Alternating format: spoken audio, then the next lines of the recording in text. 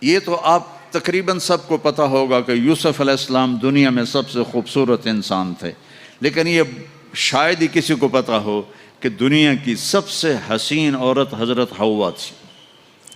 دنیا کی سب سے حسین عورت حضرت حوا تھی۔ اسی قد پہ اللہ لوٹائے گا۔